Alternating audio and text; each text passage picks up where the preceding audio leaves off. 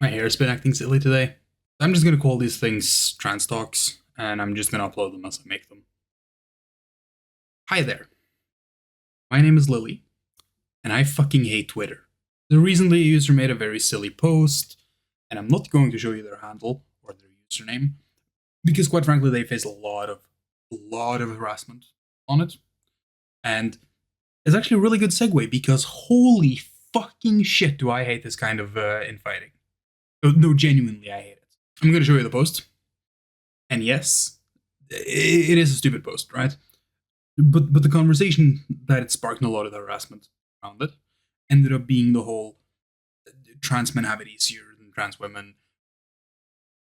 And like genuinely, does this really warrant a response of who has it easier, trans men or trans women? It's a trick question. The answer is no. Okay? Because genuinely the whole who has it easier debate is stupid to begin with. Just honestly kind of annoying. Mainly because we're in this shit show together, but also because there isn't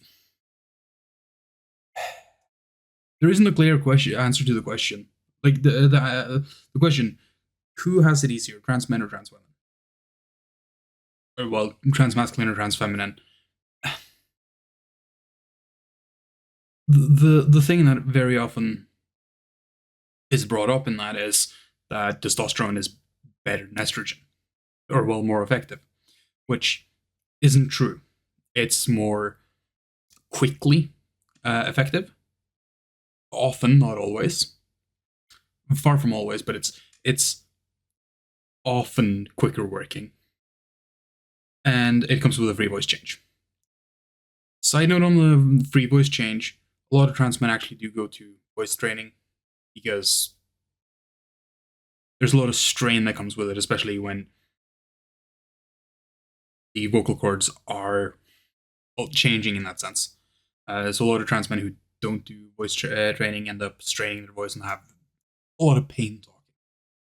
Again, not always, but a lot. And for any other medical transitional action, trans men are just shit out of luck compared to trans women, like other than specifically hormones. So the main thing that a lot of people talk about when it comes to who has it easier is that trans women face worse discrimination. And to that, I kind of have to ask: do we live in the same reality? I know I'm very accusatory of the people watching, and I'm sorry for that. I bet a lot of you agree with me or hate me. Either is fine, honestly. But okay, yes, the current discourse from TERFs and other transphobic people is that trans women are the evil spawn of Satan, or some shit, you know.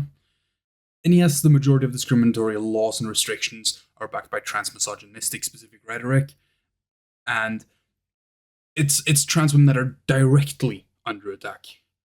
But at least our transitions are considered our own goddamn choices, even by the transphobes. The discussion around trans men and trans masculine people by these transphobes is either to ignore their existence entirely or to push a victimhood status on them. If you see a trans man or a trans masculine person, defend their right to exist or stand up for trans women. What you'll see is that the person they're either debating with, which would in this case be a TERF or a transphobic individual, the reply or they'd get replies from other people. They'd get this whole, "Oh no, you're a grooming victim. You have Stockholm syndrome." This whole thing. They're being infantilized, and it's honestly, it's disgusting.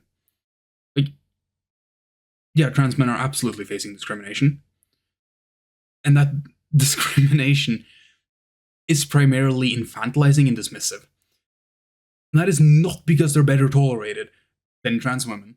It's because how these things fucking work. And when I say these things, I mean attempts at genocide or attempting to create a lower class. You divide and conquer. You start with one group. You use the other groups as part of the propaganda machine. Attack them one at a time. That's how this kind of thing happens. This happened less than a fucking century ago. Is our social, like, complete societal memory really so short that we're gonna start infighting in an oppression Olympics to further validate our own victimhood? Sure, I'd rather be treated as a child than have a gun to my head. Absolutely. No arguments here, Chief. But once that gun fires, there's going to be a second target, a third, and a fourth, and so on and so forth. It just annoys me, okay? It genuinely annoys me. I don't want the infighting anymore. Thanks for watching. I'm going to go to bed.